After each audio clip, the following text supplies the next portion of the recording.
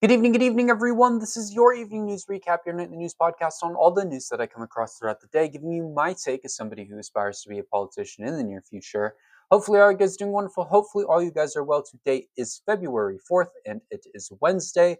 Hopefully, all you guys are having a wonderful week so far. If you're new here, please consider subscribing. All the support would be greatly appreciated as we are trying to get to 1,000 subscribers on YouTube by this summer.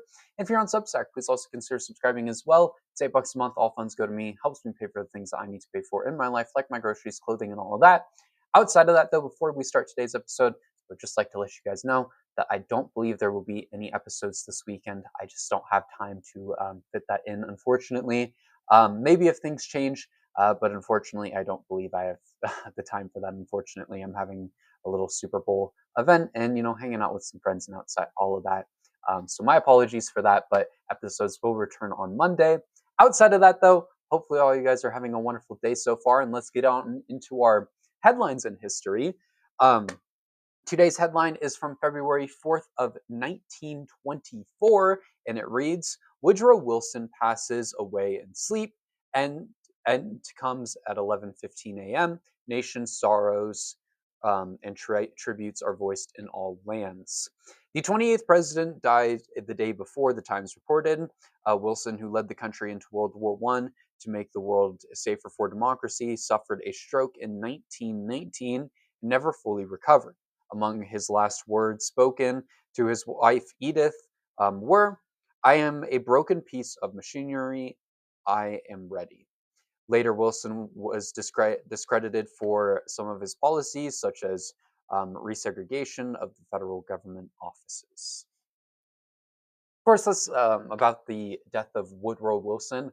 And he wasn't the most, the greatest president of all time, right? But he definitely did lead us through World War One for a good amount of time. And there is still something about that. He at the end of the day was a solid president. Wasn't the worst. We definitely have worse presidents. I mean, look at what we have in the Oval Office right now, right? But at the end of the day, he also did not do some great things like resegregating federal government offices and such. That's not very great. It's not. And that's unfortunately really a story and a testament of our nation as a whole. Outside of that, though, moving on into our headlines from today, moving on into the Trump administration segment, the first topic we have for today is the United States has deployed boots on the ground in Nigeria. A small group of U.S. soldiers have been deployed in Nigeria, according to General Dagavin Anderson, which follows a mutual agreement between the United States and Nigeria. This is the first action since the strikes on Christmas, and as Trump previously vowed to take action against those committing genocide on Christians in the country. So back to the Crusades, I guess.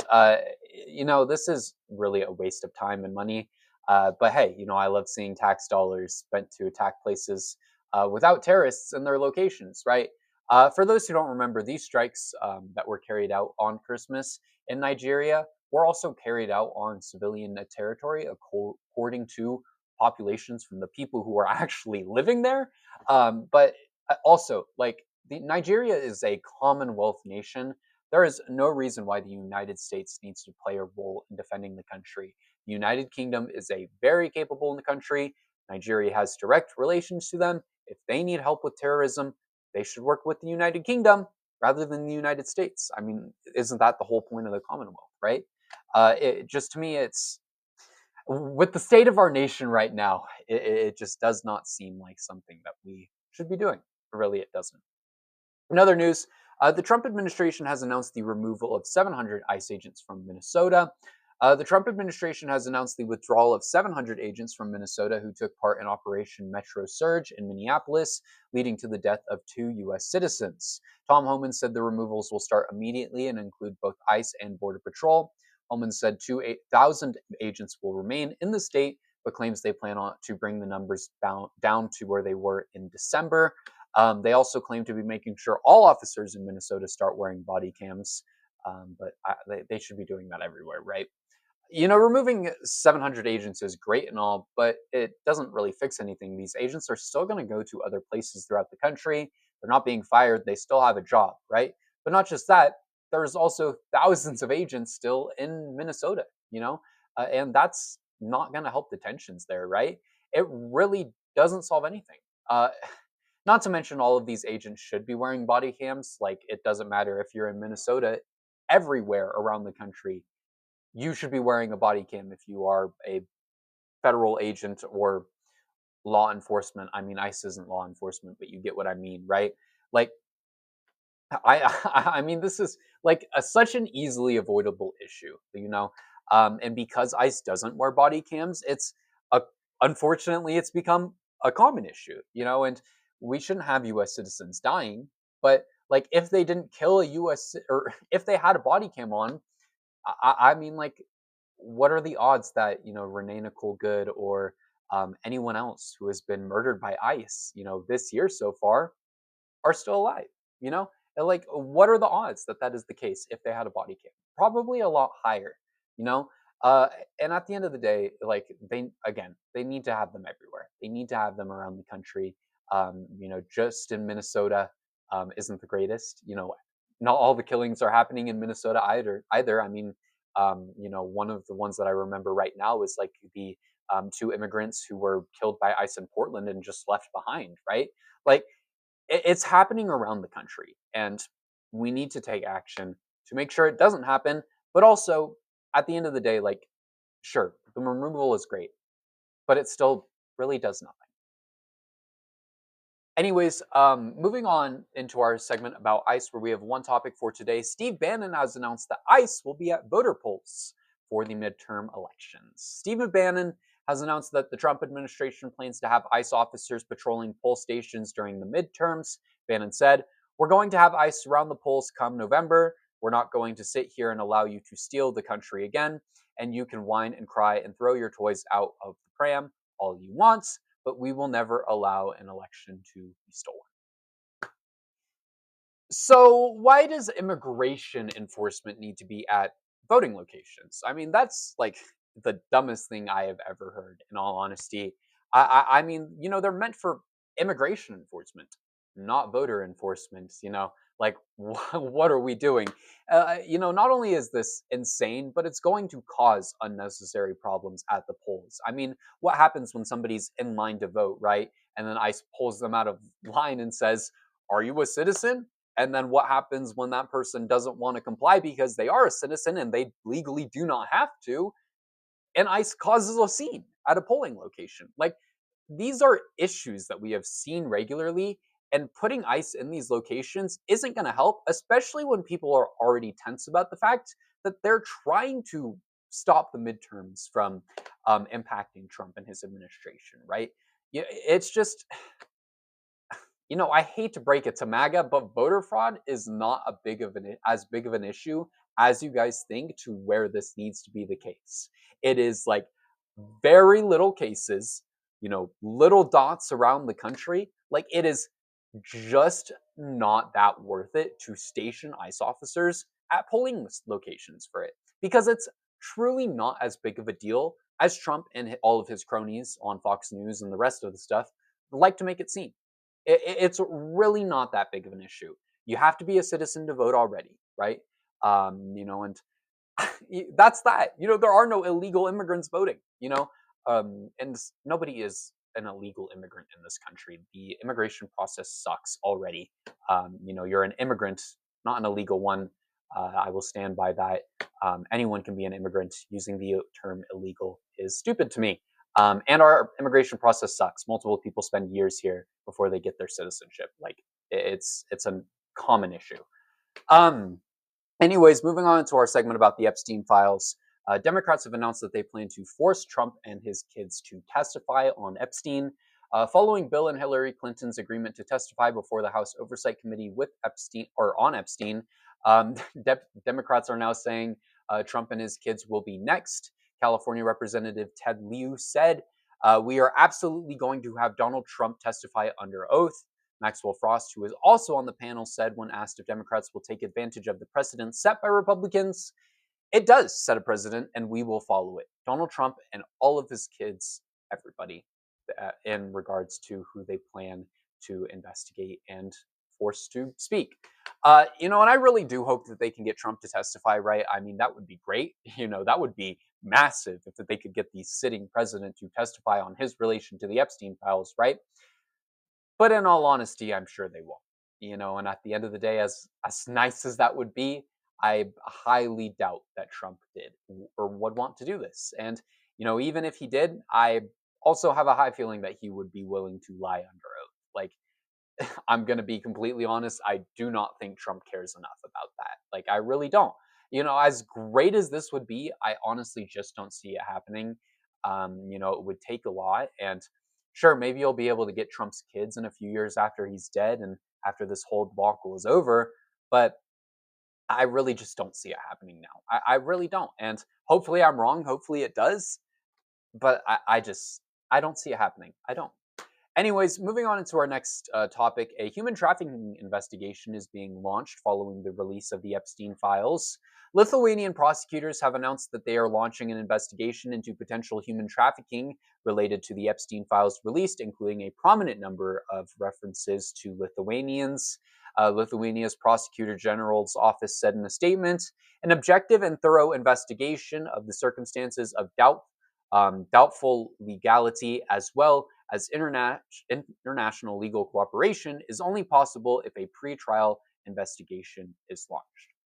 This, of course, is great news for Lithuania. I mean, great for them. I hope any country would do this, but fortunately, that is not the case. And I do hope other countries follow suit with this if they have people within their country mentioned in the Epstein files. I would hope that any country would want to arrest and prosecute anyone related to one of the largest human trafficking cases and largest sex trafficking cases, arguably in history, right? And I know there's probably bigger ones going on right now, as disgusting as that is. But like, I mean, this is, one of the biggest cases we actually know about, and there are so many people within them. And I really do hope that all these other governments take action to prosecute these people, right? And the United States, as as much as this sucks to say, it's gonna be a hot minute, I feel like, before we can prosecute anyone within the Epstein files. That like, well, I'll walk that back a little bit. I do think we will be able to prosecute people within the Epstein files who are not directly related to Trump. But when it comes to people within his administration, when it comes to the man himself, when it comes to these really, powerful individuals like the Elon Musks, like the Bill Gates, and all the other rich people, I think it's going to be hard to prosecute them, and I really think it's going to take a hot minute just because of how this country functions and just because of how it runs. In other news, Bill Gates' wife, or ex-wife, sorry, has said that he needs to answer questions about his involvement in the files. Melinda French Gates has spoken out for the first time since the release of the Epstein files that mentioned her ex-husband and Microsoft co-founder Bill Gates. In an interview with NPR's Wildcard, she said she felt an unbelievable sadness seeing his name mentioned. She said, "Whatever questions remain here for or there for those people, and even for my ex-husband, they need to answer those things. Not me. I am so happy to be away from all the muck that was there. No girl should ever be put in that situation that they were put in by Epstein and whatever was going on with all the other various people around him." I don't think it's shocking to hear that Bill Gates is appearing in the Epstein files. I'm going to be so honest. Again, he is one of those people who have all the money, who have all the connections. It just does not shock me to hear that. It really doesn't. And he kind of does fit the bill. Not to make a pun, but he does fit the bill for that crowd. And I hope he does answer questions, as does Microsoft. But uh, I don't know, but we'll see. As I just said, I think it's going to be hard to prosecute these people because of the amount of control that they have in this country. Because as unfortunate as it is, these rich billionaires have a lot of control in the United States, which is a problem. It's a problem that we need to change. Um, I would love to be wrong on this. I would love all of these people to be prosecuted by all means. But we'll have to wait and see. Anyone who is in the files for these horrendous crimes should go to prison for the rest of their lives, and that's the bare minimum. In all honesty, I think these people should be hung. And I don't think that's a hot take at all. These people touch children, were eating children, and doing so many more other horrific things. I do not think it's a hot take to say that we should bring back public hangings for the people in the Epstein files, right?